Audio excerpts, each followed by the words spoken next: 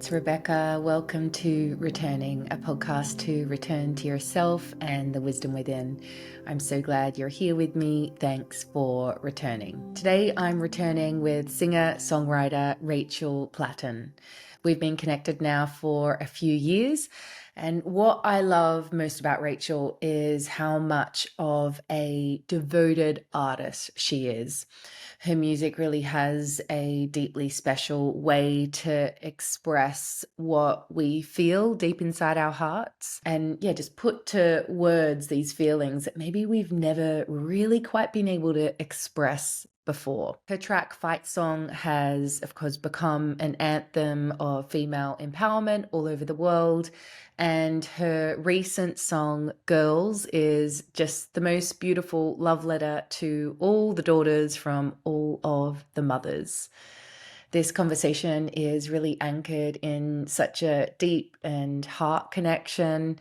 I'm sure you'll feel it as we get deeper into the episode. We really go into so many different areas, from our birth experiences to the challenges of postpartum life. We talk a lot about how to try and find balance between having a soul mission and also being a parent, finding balance in our lives, if that's even possible. And also going deep into how to cultivate a connection to the God or sacred of our understanding, exploring, going direct to the sacred rather than relying on external spiritual tools, for example, to connect in with the wisdom within, which is, of course, what this podcast is all about, connecting to the wisdom within. Rachel's just such a gorgeous, gorgeous person. I loved our conversation, and I think you will too. As always, at the end of this episode, you'll find a guided soul inquiry for you to explore a little bit more deeply what the wisdom within you is wanting to share with you today. I know how precious your time is, so let's jump right into opening sacred space together now. In the center of your heart, imagine a beautiful flower. Invite it to open petal by petal, revealing a light in the middle. This is your inner wisdom, your connection to the sacred, inviting it to step forward now as we deeply connect in with it. And together, taking a moment to acknowledge the spirits of the land, the keepers and custodians of the land where you are and where I am too. Beautiful. Let's begin. Oh my God, Rachel, I've been feeling really emotional, just in the past 10 minutes, feeling our conversation. And so I don't know where it's going to go, but wow. Wow. I listened to Girls and Fight Song and You Belong. And I was just like, oh my God, you really have this amazing gift to be able to express things that I think we all feel in our heart, but it's hard to find the words around. And well, have you always Thank had you. that? Thank you, Rebecca. Oh my gosh. First of all, I'm so excited to be talking to you. I'm also a fan, and you got me through um, a really difficult period. Your book, Rise, Sister, Rise, it kind of really lit up something in my heart and Mm. strengthened me in a way that no one had really, I didn't feel anything spoke to that part of me before. So thank you. Mutual.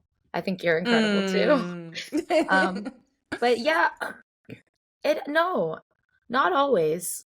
Like when I was younger, I didn't start writing songs until I was around 19, 20. I think I did when I was very little. My mom remembers, but I, for some reason, stopped for most of my adolescence and early childhood. And it wasn't until it was kind of impossible to ignore it anymore that I started to dive back in. But I've always been a very deeply feeling person. And Mm. Mm. I have always experienced emotions in a very, very just visceral way. Like I've always somaticized Mm. my emotions and can feel other people's emotions and never really understood what that was when I was younger. And music was always an outlet, but I don't think it was until I was around 20 that I was able to kind of put those together, like, okay, I'm going to feel the world deeply, and this is the way that I'm going to process those emotions. This is going to be my little lifesaver, with this huge heart Mm. that is, you know, like yours too, so open sometimes that it can really feel painful to exist. Oh my God. Yeah, it's making me kind of reflect on, yeah, my teen years where I had those big emotions and like Mm. I would write, but I didn't know what I was writing. I know I was like connecting in with something. I don't know if it was my soul or just like God or just like, is anybody out there? You know? Yeah, yeah. I Am I remember really all alone? that. Yes. So much of art, I think, is the call outwards to something or someone that we don't know bigger than us, like, Mm, please tell me there's something else. And at least for me, my art has always come from that place of like, this can't be it, this can't be all mm-hmm, there is, mm, there has to be something. And I think it's along the way it's been me discovering what that is for me. mm. I mean that song "Girls" is just so beautiful. I'm like, oh, I just want to play it to my daughter. She's only 7 months, but Oh, Girls was the perfect marriage for me of figuring out how I was going to integrate the music self and the mom self that has been pulling at me in two very separate ways, and like, and fighting with each other a little bit. And it, I think I've been discovering how to integrate them both. But like when I wrote the song Girls, I was like, this is really the marriage of how me as a mother can fuel and heighten and enrich my music. So no, it's not taking away from my artist self. I don't have to protect it. It's actually like completely, and yeah, just filling it up and making it even more beautiful and huge and powerful. So I'm proud of that one too. mm, Thank you.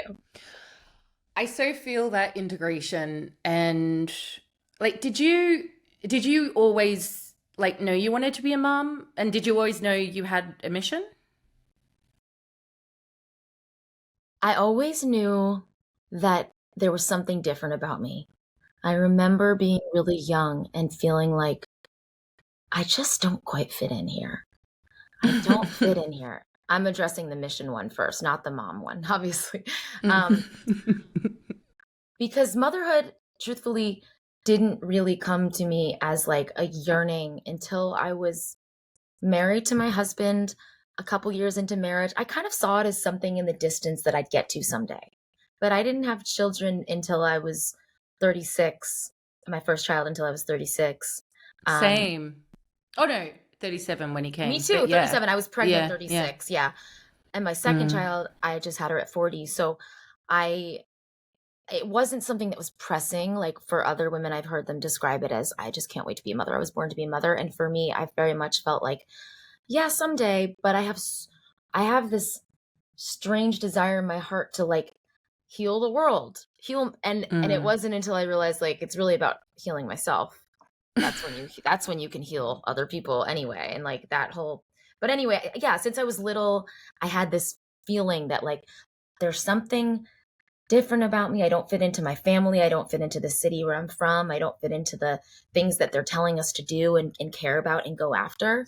And what is that? And when I found music, it took some bravery for me to follow that path, because I had been on this like very serious academic path that I'm from Cambridge, Boston area, and it was like, go to graduate school, become a lawyer or a doctor. Boston is not very like, go become an artist and feel your feelings. Like no one's like Yeah. that in Boston.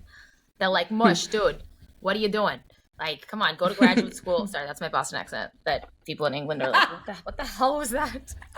Anyways, yeah, I found music, and then it kind of started to make sense. Like it started to make sense. Oh, I am different. I'm different from my friends. Mm, A good different, and mm. music is what I've been missing. I so relate. Were you ever, and I'm saying this because I'm basically revealing myself. But so I always felt so clear on the mission, and I assumed like you, I assumed I'd be a mum, but then I was like, I look back and well, I thought that I was afraid that it would like get in the way of my mission.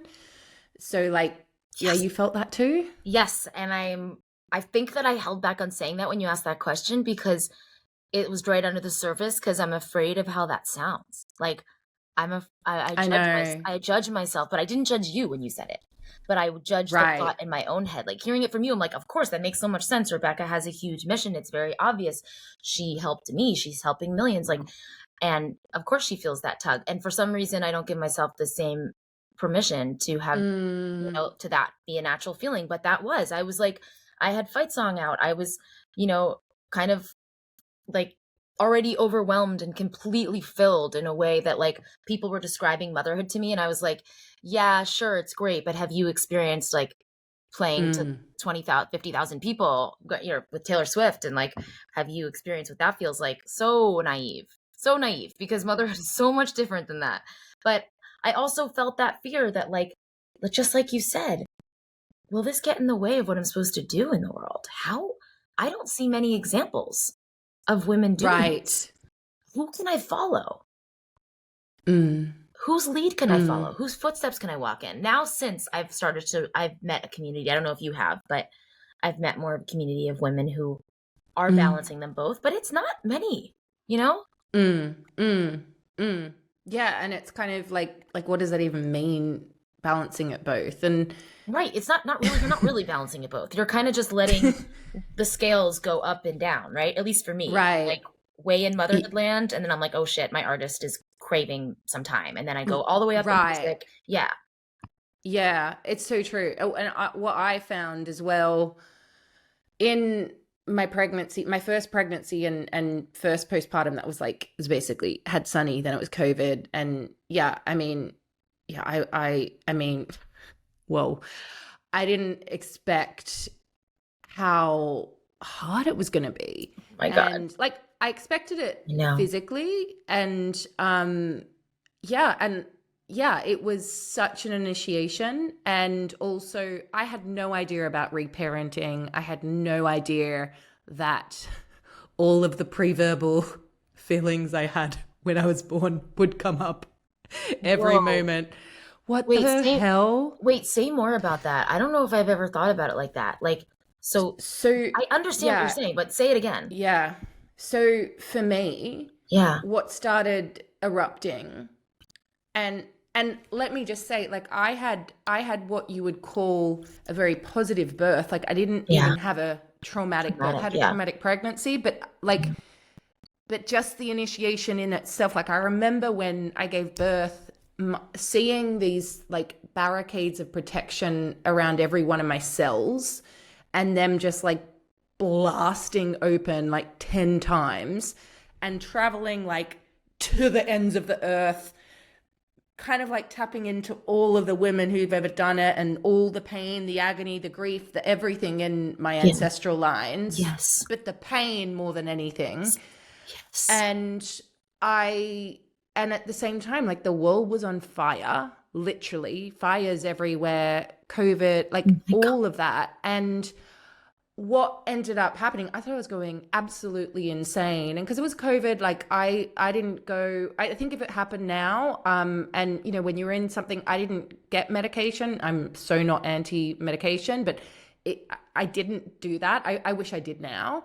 But when I went through that, what was happening was, as well as that, because you know, you got your hormones, lack of sleep, and then it's just this vicious cycle. But Yes. at the same time, what was happening was, and this is my perception of what happened for me, no, everyone's completely different, but for me it was almost like there was this like collective rage that was just erupting out of me.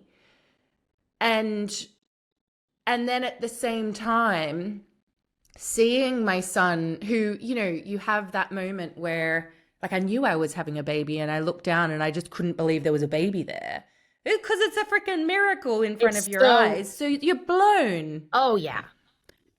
And then what I started noticing, but it took me a while to actually notice what was happening, it was as if like it was so painful for me to see the amount of love he came in with, Mm. because it's like I was like, is it even humanly possible for anyone to receive that amount of love?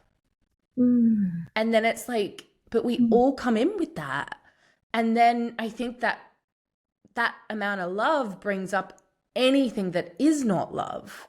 Whoa. And then if you come in with this like megaton truck of love, of course it can't be received. So that was my postpartum. Wow. Rebecca, that is The so, first time, anyway. no, that is so powerful. So, so much of what you said, I relate to and understand. And I think we were on very similar timelines too. Like I had Violet Mm. and she was Mm. 7 months when the world shut down. And like I was, or maybe she had just turned one actually. So maybe I was a little ahead, but Mm. I also experienced, a really, really, really difficult, insanely challenging, confronting postpartum period with both of my daughters. And Mm. and I love how you described it, that it was so much purity and so much love from little Violet. I Mm. almost couldn't. I like I'm trying to process it as I talk because I've never thought about it like this, but like I think it was that. I think I couldn't receive it until a year or two, a year and a half later, when I had, my system had calmed down, my hormones had calmed down, when I started to forgive myself, like when like just I don't know, when I started doing work, deep work, it like sent me into therapy, which funny enough, I had been on this healing journey, much like yours, like very spiritual, very like, like I don't know, I didn't really have a grounding to it. I was kind of just reaching out for, no, this is not like yours, I'm sorry, but this is in my case, like Mm. mine just felt like I was pulling from anywhere I could without grounding, and Mm. missing like a kind of groundedness to my whole life. And when Violet came, it forced me, the pain and the mental health crisis I was going through forced me to confront like things and be like, yeah, I can't just like pray this away or like Reiki this away or like, you know, Right. talk to spirit guides and like be okay. This is, and in fact, it kind of made me realize that that world can be slightly dangerous when it comes to like Right. a severe mental health crisis. I heard what you said about like, I wish now that I'd been on medication. And first of all, I'm so proud of you for saying that, because Mm. good for you. And I didn't with Violet, because of my deep feeling and belief system around like I can heal myself. And I did. But with my second daughter, I could not. And it was terrifying for me. And this idea that medication was bad and like, you know, whatever Eastern medication is good was really dangerous for me, because if I had not gone on medication, I don't know that I would, I don't know what would have happened. Like, thank God I went on antidepressants, because my hormone balance was so severe that I wasn't sleeping. It was just dangerous. And so for me, it kind of it shifted a lot for me, of realizing like my belief system has to come back towards the middle a little bit, and I have to integrate both. It cannot be one or the other. It can't be like, you know, this is good and this is bad. Anyway, I kind of went on a tangent, but just hearing you say that really made me feel respect, and also like an understanding of like, Mm. God, what do you think about all of that? That does that bring up anything for you about? Yeah, totally. Well, yeah, I think that when I was in it, I was I was praying the whole time. I'd done some like deep, deep, deep therapy work before, but I hadn't done. So, for example, I found out when my son was born after my mum was just bottle feeding him. It's so much like so many mothers giving away babies in my family, like whether adoption or being Wow. taken away, or like just so much. Then my mum just mentioned in passing one day how when I was born, the hospital was really, really busy. And so they had to put her and me in a room with a mother who had just lost her baby.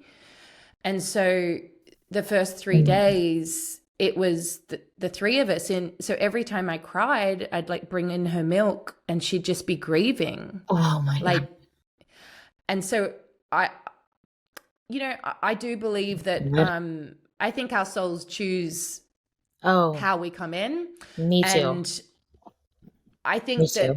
that birth held all of that for me. And I think that that's actually where the grief that I came in with and the feeling, but I think that intensity of birth and death all at once actually is the thing that helped cultivate my gift. Like I think these things happen Wow. in this way, but Yes. in Yes. but interestingly, I now am reflecting, like I then had my daughter. So I gave birth to Sunny like a freaking warrior woman.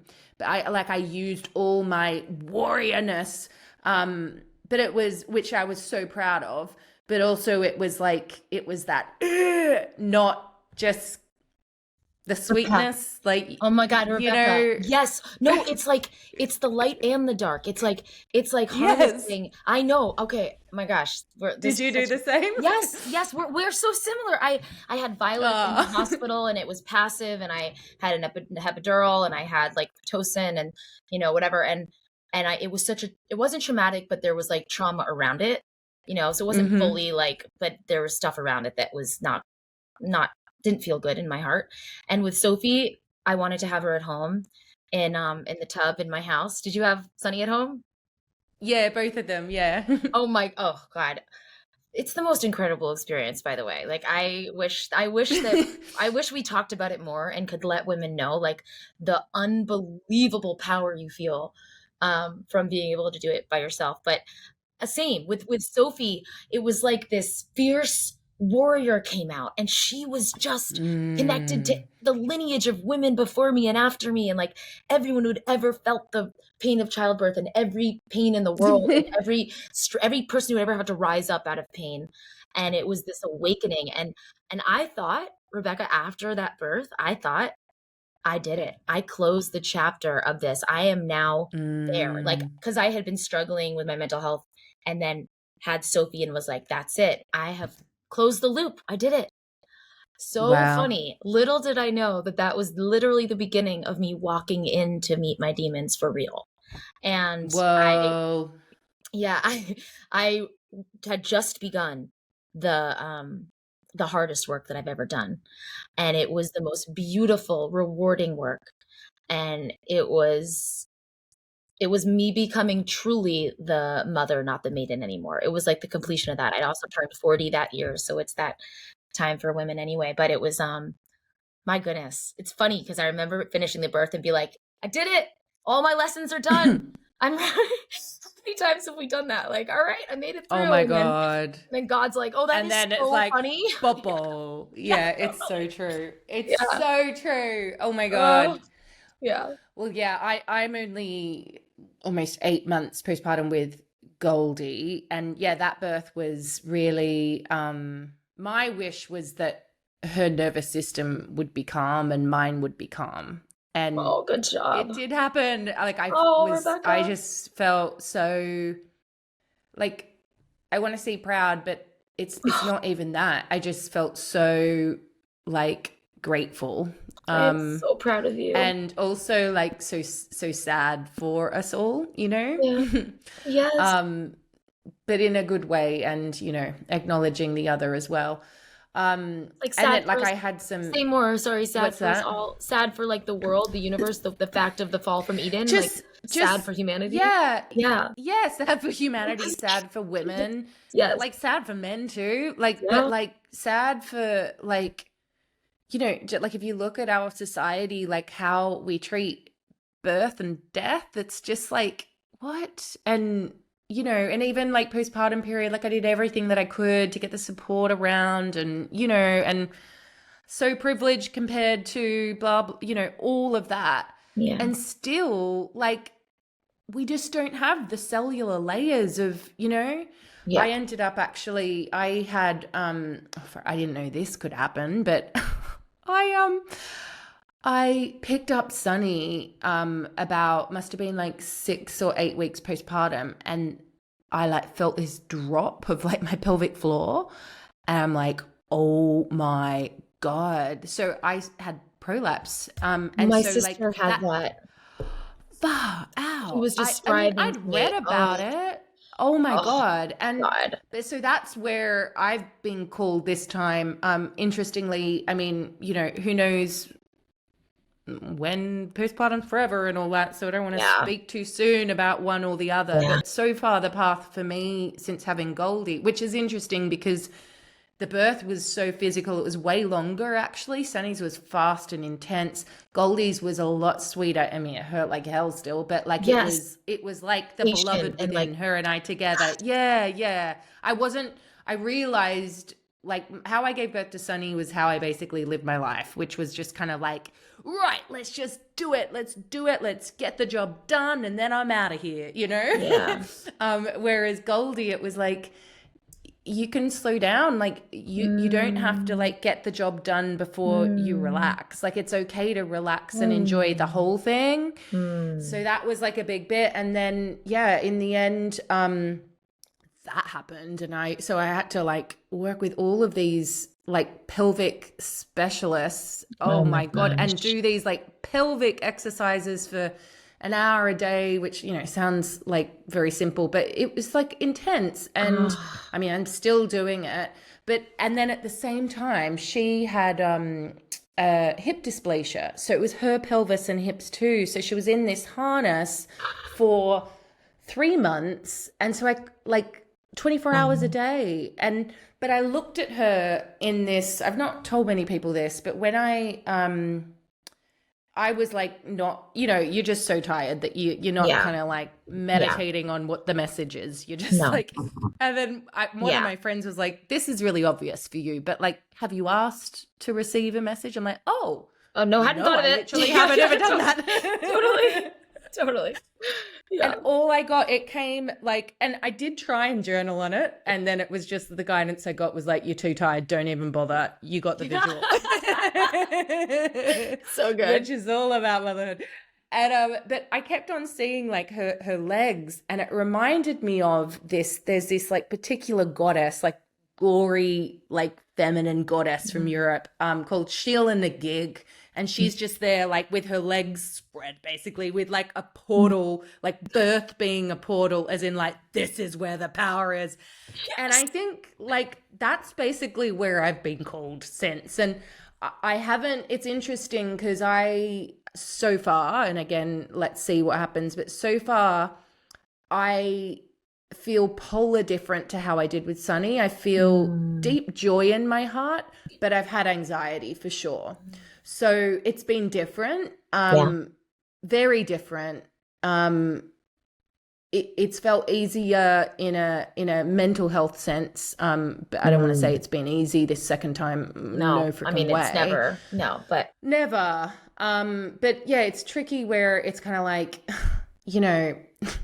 often the antidote for all these things is sleep, and then that's the thing that and then you don't want to like. Oh my God, Rebecca, it's so true. When I was lacking sleep, even to this day, when I'm lacking sleep, I cannot trust the person that morning. I cannot trust the thoughts. I can't trust my feeling about the world or my business. I can't trust her. That little girl is someone that is she's not the mama. She's not the mother Rachel, the divine mother who knows all. She is like a raging little teenager who was like, so yeah, sleep. Right. And then you wake up the next morning and you're like, oh my God, what was I stressed about? Sleep is so integral. It's so true. But Violet is 4 now, and I guess it's a common time for her to start having these big, like, it's kind of like she's coming on. I'm sure you actually have a more beautiful spiritual way to talk about this, but it's like she's coming online, and like she's understanding a conscience, and she's like understanding right and wrong, and she's understanding death and life, and like she's asking really big questions about body parts and death and change and like struggling. And so she's up at night. She's like, no wonder. She was an amazing sleeper since she was a baby. I mean, she was a tour bus baby. We lived on a tour bus for a while, so she had to be, but amazing sleeper until about 3 months ago. And she's been up pretty much 3 times a night, every single night since. And my husband and I are exhausted and depleted. And I don't really know what my point was. Just like, it sucks. We're not getting It's so true. We're not getting solid sleep, and it sucks. And like, I Mm, have empathy for all the moms out there, anyone out, any parent out there. I want to talk to you. I know it's your podcast and you tell me what you want to talk about, but go for it. I am so curious. We'll return with Rachel's question after this short break. The Inner Temple Mystery School was the most profound, intense, and deeply moving 9 months of my life. It's really allowed me to feel empowered within my body and also to celebrate life. The Inner Temple Mystery School has really helped me to show up for myself every day in my practice, deepen my practice. I've become more connected with the world around me and have started seeing with new eyes. The Inner Temple Mystery School has changed how I see myself, how I relate to my soul, and how I feel so much more connected to the world around me. Visit rebeccacampbell.me/mystery school to learn more. Now let's keep returning.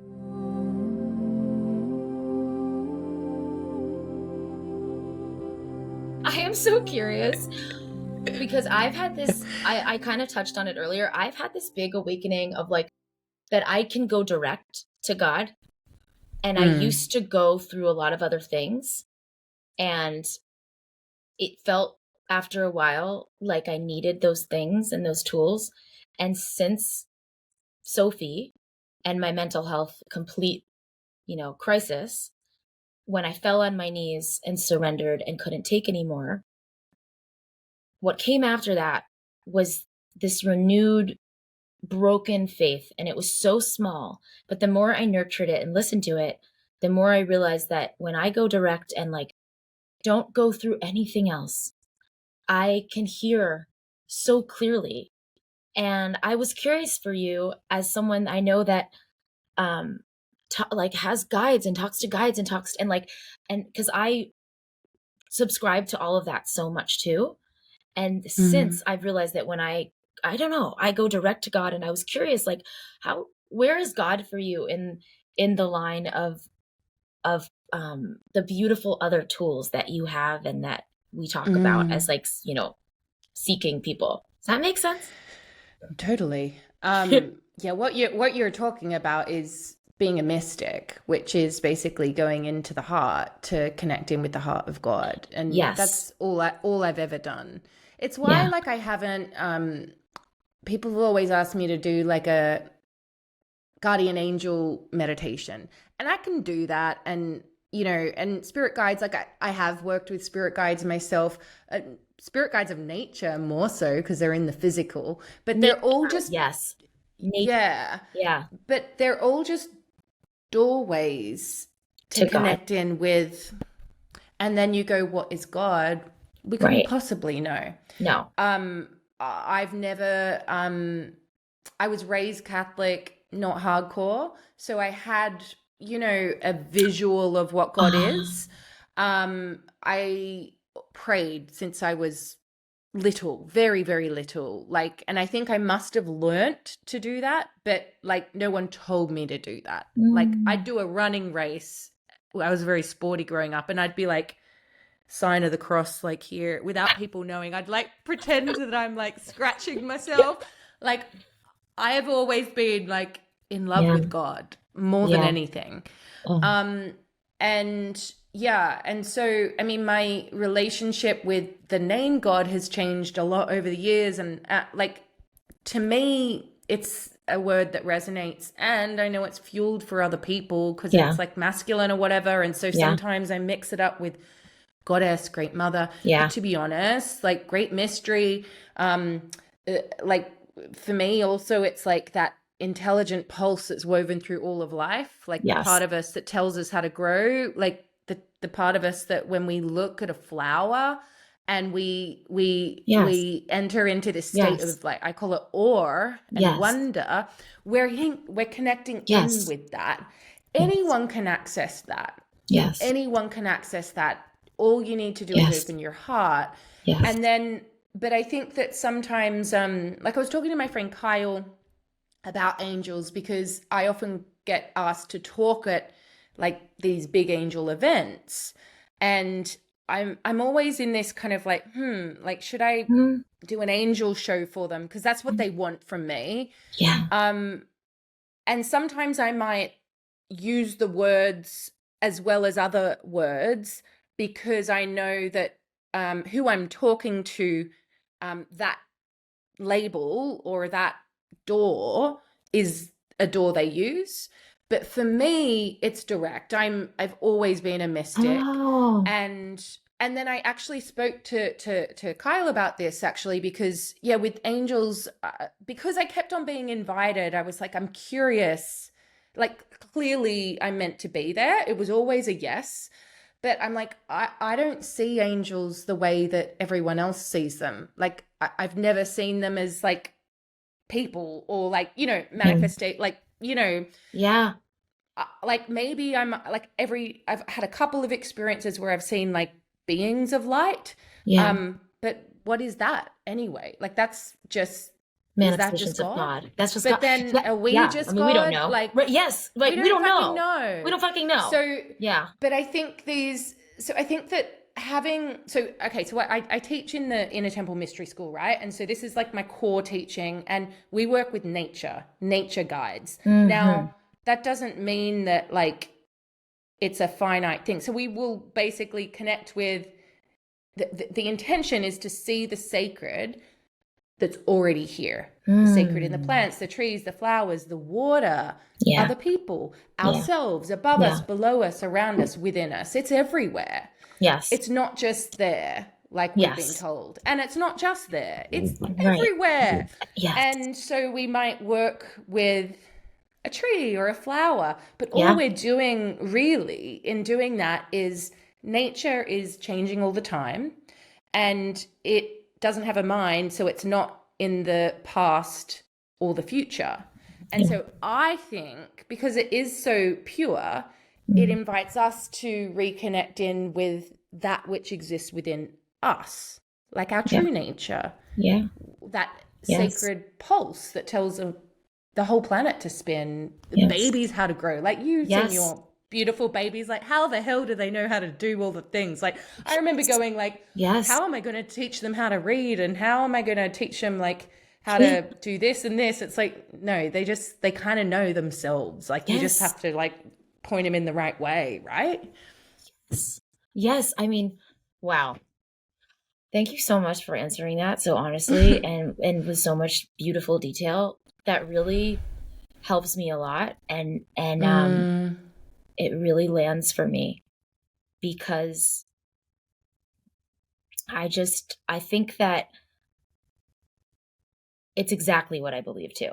Like, I also, if it's being called a mystic, then that's what I am too. I just love God, and I grew up Jewish, so I don't have the relationship with God that's as visual and complicated as I think some Christian and Catholic people do, because in Judaism we're taught to just question everything and ask, and that there's no answers. It's more just a questioning. Who is God? Like, who is God for me? And so it's kind of in my lineage to be questioning and hungry for it. And since I've found that direct connection, my music has completely taken this unbelievable turn toward ease. Like, everything else in my life was turmoil, but my songwriting, you can look at my piano right behind me. That's where I wrote this record that I'm going to be putting out in the spring. The songwriting came so directly that I didn't have to interfere at all. And it was with such ease and such flow and such like purity, because I wasn't getting in the way, because I literally didn't even have the mental capacity to get in the way. It was like life-saving for me to go to my piano. And sometimes when we're broken down so much to our core, to on our knees, really on my forehead, like really forehead to earth, like, what the help me. I feel like then we're the most clear, open channel for the divine to come through. Yeah. Because our ego's just like shattered. There's like, we can't even like get in the way. Also, we're not like trying to figure it out or convince anyone of anything. Like, we're literally going, like, my whole secret with writing is to write to myself. Yes. Or exactly. To me at a different age. Like, I'm just constantly doing that, literally. Me too, Rebecca. All I do with my music is what do I need? Yes. Yeah, exactly. Yes. Exactly. But that's why you can feel it in your heart, because when someone writes from that place or creates from that place, you're not trying to convince or manipulate or, be an expert or be a Mm-hmm. anything. You're literally you're speaking directly to someone's heart, your own. And because we're interconnected, we're not different. And well, we are all very different, but there's frequencies within all of us. I remember someone once saying to me that actually the more specific your story, The more universal. 100%. 100%. And I think that's what happens. And I can feel it. I can Oh, feel yeah. it in your music. I can feel it in your writing. That's what I can feel you doing. The reason I asked, can I be like so honest for a second? Totally. Okay. Please. The reason I asked about where you stand with like accessing tools to get to source is because one of your card decks I used probably daily for like 3 years, and it got me through a very hard time. They were so worn out, so beautifully loved and worn out, until one day I realized this is a crutch. Like, I can get my answers directly, and these cards are making me think that I need to like do a physical thing to open a door when it's just right there. If I get quiet and silent, if I breathe and calm my system down and basically tune my antenna like bodily, because I think it's physical too, then the voice comes in, and these cards are a crutch. And like a lot of it, like these crystals are a crutch. These, like, even saging felt like a crutch to me. It all was like a block for me to get to God, or not a block, but it was just like, Rachel, honey, you don't need this. You don't need an altar. You carry the divine with you in everything. And like you said, in nature, like in your daughter, in the piano. And so that's why I was asking about it, because it was interesting for me. I had like used you specifically and your words specifically to hear until a point where I kind of graduated and felt like, oh, I can hear on my own now. And I wonder if it was kind of like a little school I went to that taught me how to hear. But 100%. Like, I think that all the tools are just like, there's just like going to the gym, yeah, you don't need to do weights at a gym to move your body, Yeah. And not that it's like you have to work hard at anything, but they're all, again, build just a muscle. different doorways. Yeah. But to realize that the temple's within always has been. Yes. Always has been. Yeah. Always will be. Yeah. Yeah. Some of your cards say that, though, that very thing. Like, a lot of them, I feel like were teaching me that very message. Like, trust yourself. I feel like a lot of the cards that I get over and over, I started getting over and over because I did them so many times when I was extremely depressed and scared, were saying, trust yourself, listen within. Like, you have the answer, until the point where I was like, well, am I going to listen to this or not? Like, this is what you were channeled or saying to me was exactly true. Rachel, listen within. You have the answers within you. Trust yourself, trust your gut, like follow your intuition, all the things that I kept reading over and over. And when I got to that point and could really trust it, my God, what a beautiful thing to like realize that you always have had the answers inside. And it's so true. And then we like forget a little bit. Like, I had something even just today, like I got some news that was like, oh my God, like, didn't expect, and dysregulated. So I had to go away, regulate myself and all of that.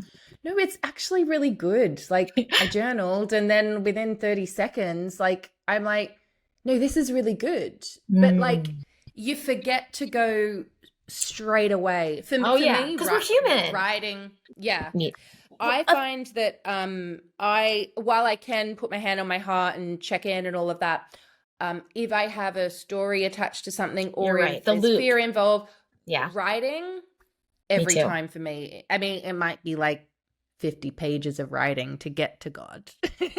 Rebecca, oh yeah, P.S. everyone listening, same. I didn't mean to be like, I can just immediately hear. Sometimes I can, but when it's a story and a loop, and it's like, and a lot of fear is there, I have to sort through all the mess. And writing for me, same. I have journals and journals. Last night I wrote for, I think, an hour to get to finally the place of peace. It takes me a while too. I'm with you. Like, in no way can I like just, sometimes I can, but when it's a lot of fear and a lot of anger attached, I have to wade through the waters first to, I also started doing internal family systems work, like the parts work. I don't know. I've done that. Yeah. I've done it for about 6 years. So good. I just started. It's so good. You should have him on, by the way. That's Richard, a good idea. I would like that episode as a fan. I would like. All right. Well, I could talk to you forever, but I want to ask you two final questions that I ask everyone. First one is, what were you like as a little girl that would help us understand you a little bit more today? That's such a beautiful question. Wow. Well, since diving deep into therapy and all the work that we're talking about, I have a deeper understanding. I think I would have answered differently 3 years ago and said I was just a happy, very active, loving little girl. But I think the truth is that I was a deeply sensitive, deeply feeling little girl who had a lot of dysregulation around her and was doing her best to try to figure out where the next threat could come from. And my way of navigating that was perfection and people pleasing and charm and achievement. And if I can be, perfect enough, then maybe the scary stuff won't happen. And so I think that the achiever in me might not be the most natural thing. I think I'm a fighter at heart, but I think like the drive to just like do everything so fucking perfectly and exhaust myself and run myself into the ground came from being a little girl just trying to figure out what was going to get me love and keep me safe. So the charmer might not be like it's natural. I am like naturally a sunny, charming person, but I think if left to my true truth, I think, and where I'm going and where I'm headed since turning 40, I think I'm becoming someone that actually cares a little bit less about what someone else might think and a little bit more about what I think and what I need. Thank you. Okay, then final question is, what returns you to the wisdom within? Can I actually make one addition to that? To that Yes. other one? Yeah, okay. Because I just realized as I was talking, there's one other thing that I think I want people to understand more about me. And I'm so glad you asked, because we just did an exercise with my team as I start to, honor this music and see what it needs and what the release plan is going to be. We did this branding exercise of what am I that people close to me know I am that the world doesn't know? What does the world assume about me that actually might not be totally true? And I think that it's a good chance to try to practice to answer it. But I think one thing, I don't know that the world yet sees me as the artist that I truly am. I think people don't even know that I sing fight songs. Sometimes people are like, you said, oh, are you sure Taylor Swift didn't sing it? And I'm like, yeah, I'm pretty sure it was me. Thanks. But, people don't totally know that I sang it, but also that I wrote it by myself and that I write my music and that I'm a true artist and that, it's when a major label gets a hold of your art, they can kind of homogenize it all so that it's like, and make you just like everyone else. And for fear that it'll all go away, because for 13 years I had been trying to get there and finally had it and I was terrified to lose it. I kind of made some sacrifices and didn't totally honor like the actual artist that I am. And this next chapter, I think, is going to introduce the world to like, my talent, but also like my true artistry and like my pain and my depth and my dark and my light, because I'm not just this sunny, happy person all the time and this strong person all the time. I also am brought to my knees and struggled and with depression and have learned to navigate both the dark and the light. So I think that little girl would be begging me to say, like, please tell them that I'm also deep and that I'm also real and that I'm also an artist and that no one let me be all those things. And so I'm just now awakening to all of the spectrum of the rainbow that I am. And what do you want to say to that little girl now?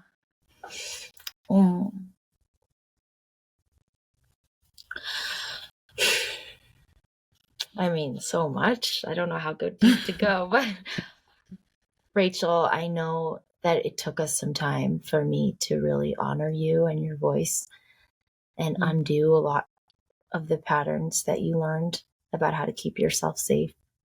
But in this chapter, I promise to you going forward, you're really going to be able to shine just as you are for who you are, not for who you think people need you to be. And even if it's scary, I'm going to hold your hand and I'm going to love you and I'm going to protect you and we're going to do this. Thank you. Oh, well, I received that for me as well, by the way. Yeah, well, Rachel, just so you know, like I so see all of that in you. And Thank you. I feel like I've always seen it right from the beginning. Your depth, Thank you. what your voice opens up in other people. Like I began, like your voice,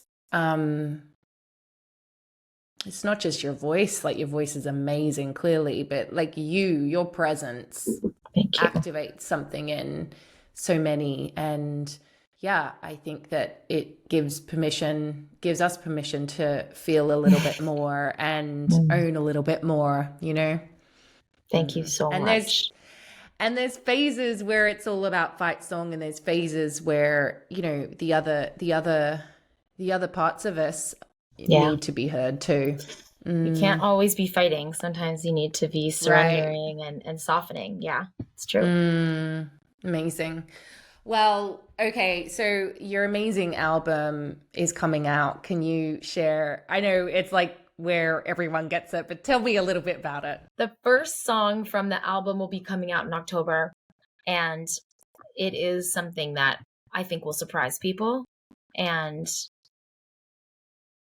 really allow a lot of deep feeling and also healing and also exaltation and also tears. And I am so incredibly proud of this body of work, Rebecca. I've never made something that is so honest and so me. And I'm just excited to start the journey of it. Like I feel like I've been getting ready for this part of my life, my whole life. And we'll talk the next time we talk.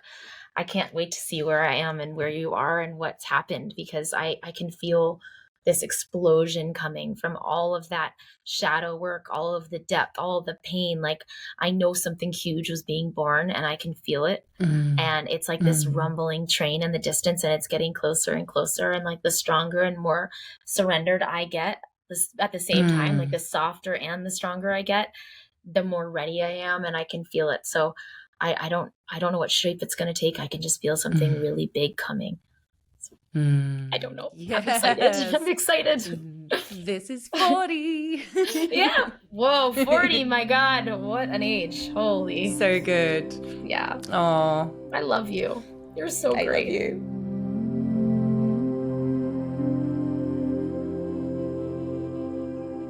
Soul Inquiry is a practice where we connect in with the wisdom within.